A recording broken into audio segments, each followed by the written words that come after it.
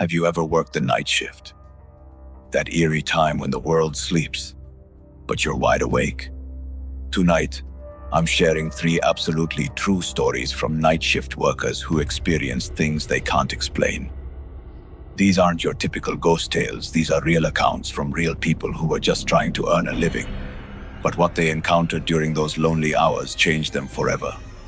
Before we begin, I need to warn you. These stories will make you think twice about working alone at night. So turn up the volume, maybe leave a light on, and let's dive into the first story. Our first story comes from Marcus, a 28-year-old security guard who worked the graveyard shift at an old office building in Portland, Oregon. Marcus had been doing this job for 2 years without incident. He was used to the silence, the empty hallways, the flickering lights. But one October night, everything changed. And what makes this story particularly chilling? Marcus had no reason to lie. He quit his job the very next morning. It was October 17th, just past midnight.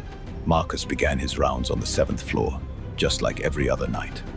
The building had 12 floors, and his job was simple. Walk every hallway, check every door, make sure everything was locked and secure. The building was completely empty, or at least, it was supposed to be.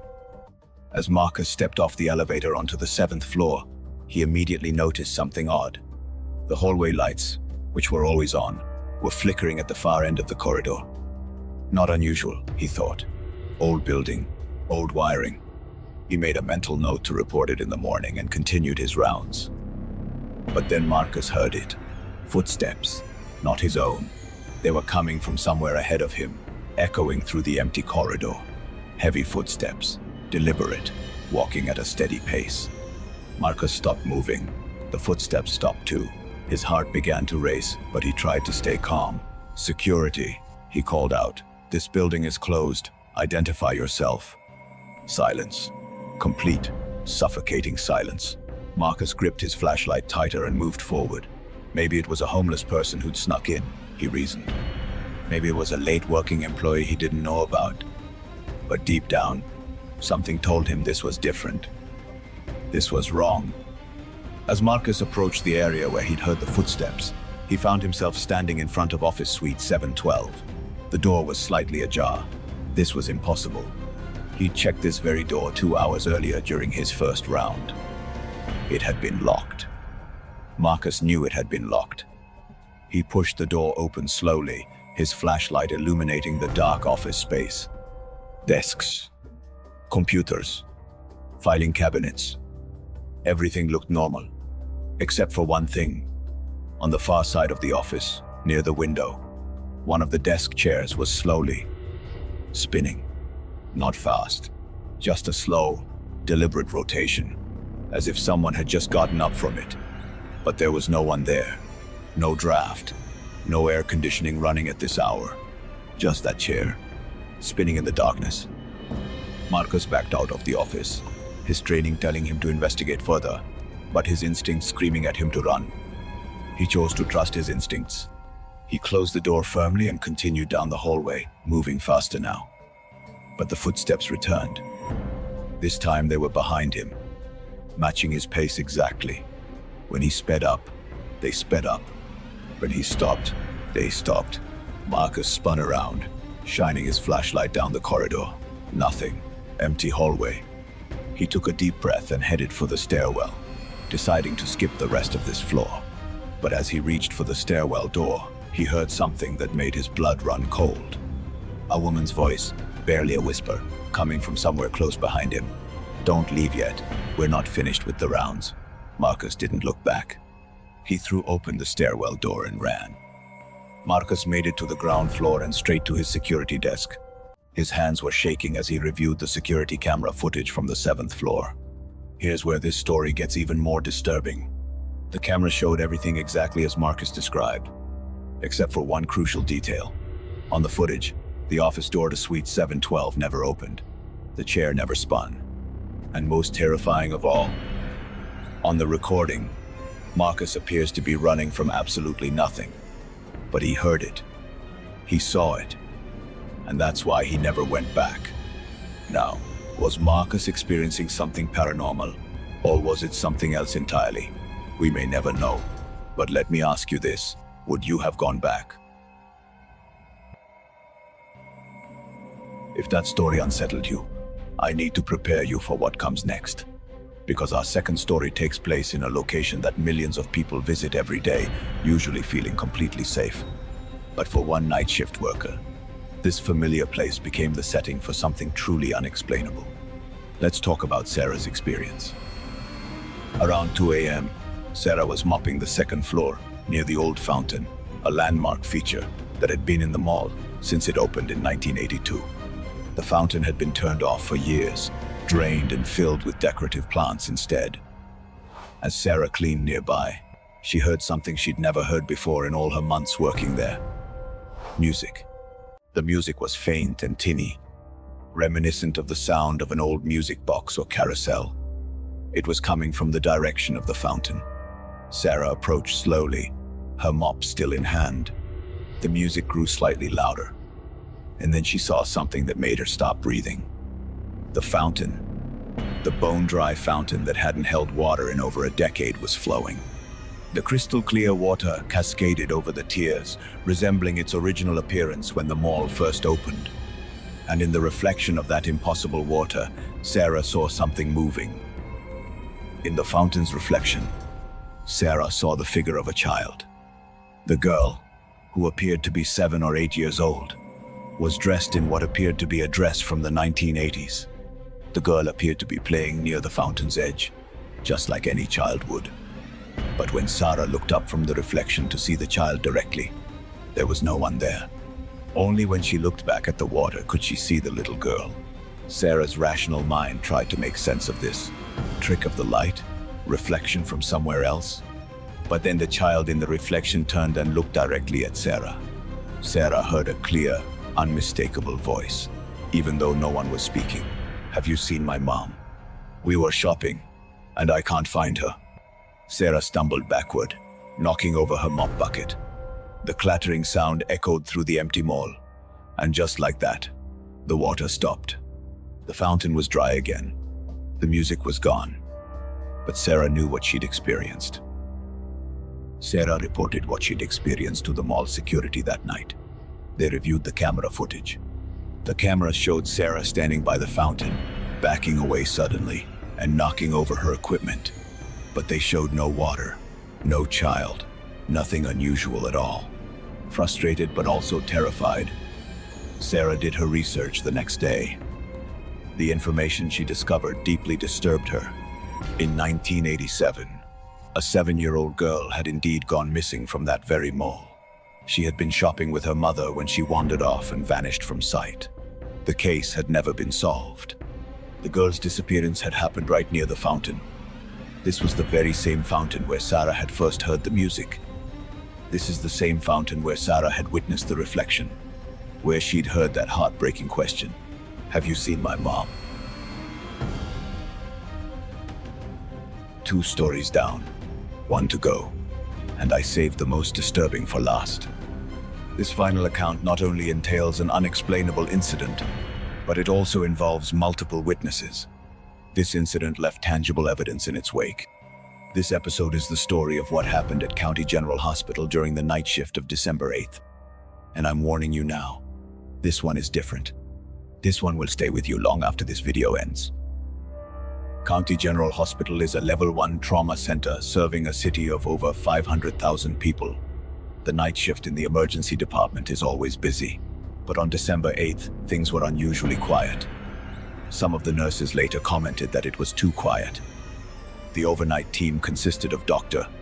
Jennifer Parks, 3 nurses, 2 paramedics, and a security guard named Tom. Around 3:30 a.m., the emergency department was nearly empty. There were only 2 patients sleeping in the observation rooms. The staff was catching up on paperwork, grateful for the rare calm. Then the automatic doors to the emergency entrance slid open, but no one walked in. The doors just opened, stayed open for exactly 10 seconds, then closed again. Tom, the security guard, checked the sensors. Everything was functioning normally. 15 minutes later, it happened again. The doors opened, no one there. closed. Another 15 minutes. Opened, closed. This continued for over an hour. It happened every 15 minutes, as if it was a set routine. The staff tried to laugh it off. Sensor malfunction, they said. But then things escalated. The doors in the hallway leading to the patient rooms began opening and closing on their own. The doors opened and closed sequentially, as if invisible individuals were passing through. But it wasn't just the doors. The temperature dropped dramatically. Nurse Rebecca Chen later told investigators that she could see her breath in a climate-controlled hospital. Medical equipment began turning on by itself. Blood pressure monitors beeping, IV pumps alarming. But when the staff checked the rooms, the patients were fine. The equipment was functioning normally. Yet, the alarms continued. Then came the incident that no one could explain away. At 4:47 a.m., every single staff member, all 7 people, heard it simultaneously. A voice echoed over the hospital PA system. A woman's voice, weak and distressed. "Please help me. Room 237. Please, someone help me." Dr. Parks immediately checked the patient roster. Room 237 was empty. It had been empty all night. The entire staff rushed to the second floor. When they opened the door to room 237, the room was freezing cold. The hospital bed was made, undisturbed. But on the whiteboard where patient information is normally written, someone had scrawled in messy handwriting. "Why didn't anyone come?" The marker used to write this message was found on the floor. Security reviewed the footage later. No one had entered that room all night. The message wasn't there at 4:30 a.m. during Tom's rounds. But at 4:47 a.m., it was there, written by no one. Hospital administration launched an immediate investigation. They reviewed every second of security footage. They tested the PA system. They interviewed every staff member separately. Their conclusion? They concluded that mass hysteria may have been caused by carbon monoxide exposure. However, the carbon monoxide levels tested normal. The PA system had no technical malfunctions. And the security footage showed the message appearing on that whiteboard, between one frame and the next, as if materializing from thin air.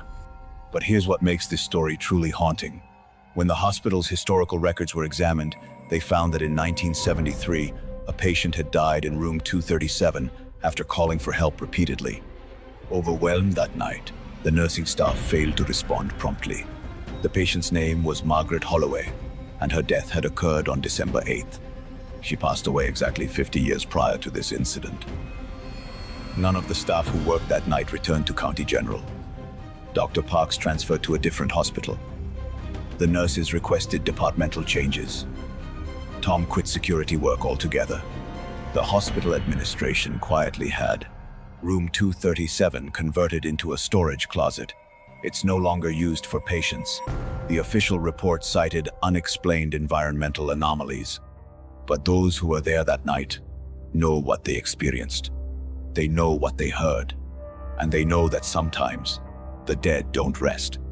Sometimes they're still waiting for help that never came. So, what do these 3 stories tell us? Are night shift workers more susceptible to paranormal experiences? Is there a connection between the late hours and the unexplainable? Or is there a rational explanation we're missing? Skeptics would say these are cases of sleep deprivation, pattern recognition gone wrong, or simply overactive imaginations. And you know what? They might be right. But here's the thing that keeps me up at night. All 3 of these people, Marcus, Sarah, and the County General staff, had nothing to gain from these stories. In fact, they lost jobs, reputations, and peace of mind. They weren't seeking attention. They didn't want to believe what they experienced, but they couldn't deny it. And that's what makes these accounts so compelling. These aren't ghost hunters seeking thrills. These are everyday workers who encountered something that defied explanation while doing their jobs. Across the country, there are thousands of night shift workers right now, in hospitals, in office buildings. You can find these individuals in a variety of settings, including hospitals, office buildings, stores, and security stations. They're the people who keep our world running while we sleep. And some of them, more than you might think, have stories like these. Stories they keep to themselves because they fear being ridiculed or disbelieved. But in online forums, in quiet conversations over coffee, these stories exist. They persist. They accumulate. Why are night shift workers reporting these experiences at such a high rate? Do the quiet hours amplify our fears? Does isolation manipulate our thoughts? Or is there something about the night itself? Is there something unique about the hours when the majority of humanity is in a state of unconsciousness? Perhaps in those hours, the veil between what we know and what we don't quite understand grows thinner. Science offers some intriguing explanations. Studies show that night shift work disrupts our circadian rhythms, which can lead to everything from hallucinations to altered perception. The human brain is wired to sleep at night. When we fight that natural rhythm, things can get strange. Our pattern recognition systems can misfire. Shadows become shapes. Sounds become voices. The rational part of our brain struggles to stay in control. Additionally, many older buildings, like the ones in our stories, have environmental factors that can create unusual experiences. Infrasound, for instance, sound waves below the range of human hearing, can cause feelings of unease, even visual disturbances. Electromagnetic fields from old wiring can affect brain function. So perhaps Marcus, Sarah, and the County General staff were experiencing very real, very explainable phenomena, just not paranormal ones. But does that explain the message on the whiteboard? The historical date coincidence? Does it explain the disappearance of the child? Sometimes the rational explanations only go so far. If you work night shifts, here's what experts recommend, whether you believe these stories are paranormal or not. First, always work with someone, if possible. Always have a way to contact someone quickly. Second, trust your instincts. If a situation feels wrong, remove yourself. No job is worth your mental health or safety. Third, document unusual occurrences. Keep a log. Record details. If something truly strange is happening, you'll want evidence. And finally, take care of your mental health. Night shift work is hard on the mind and body. Make sure you're getting adequate rest, maintaining social connections, and talking to someone if you're experiencing stress or anxiety. Whether these experiences are supernatural or simply the result of exhaustion, they are real to the people experiencing them, and they deserve to be taken seriously. Here's what I believe. Whether these stories represent genuine paranormal activity, environmental phenomena, or the effects of isolation and exhaustion, they reveal something important about the human experience. They show us that there are still mysteries in our modern, well-lit, camera-monitored world. Despite our advanced technology and rationality, certain experiences remain beyond simple explanation. And maybe that's okay. Perhaps we don't require all the answers. We must respectfully listen to the stories of those who work while the world sleeps. Marcus, Sarah, and the staff at County General Hospital aren't asking you to believe in ghosts. They're just asking you to think that maybe there's more to reality than what we see in the day. And honestly, I think that's a fair request. So, there you have it. These are 3 genuine horror stories from the night shift worker's perspective. Marcus recounts his encounter on the 7th floor. The story of Sarah and her encounter with the seemingly impassable fountain is also included. The County General staff and the events in room 237 are both unexplainable. Each of these events is unexplainable in its own way. Each encounter leaves more questions than answers. Now I want to hear from you. Do you work night shifts? Have you encountered anything that defies explanation? Share your stories in the comments below. And please, be respectful. These experiences, whatever their origin, are real to the people who lived them. If you enjoyed this video and want to hear more true horror stories, make sure to hit that subscribe button and turn on notifications. We post new content every week, and trust me, we have plenty more stories that will make you question what's real. Also, check out the video I've linked in the description about the psychology of night shift work. It offers some fascinating insights into why these experiences might occur. Thank you so much for watching. Stay safe out there, especially if you're working the night shift. And remember, sometimes the scariest things aren't the ones we imagine. They're the ones we can't explain. Until next time.